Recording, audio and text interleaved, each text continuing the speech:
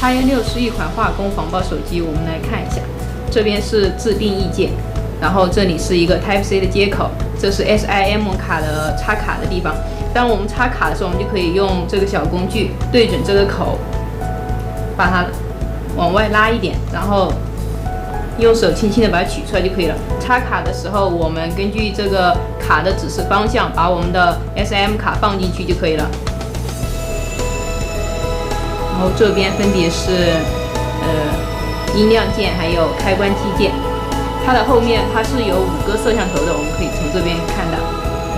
X16它是具有6.1英寸的 IPS 屏，有公网对讲、人脸识别、NFC 等功能。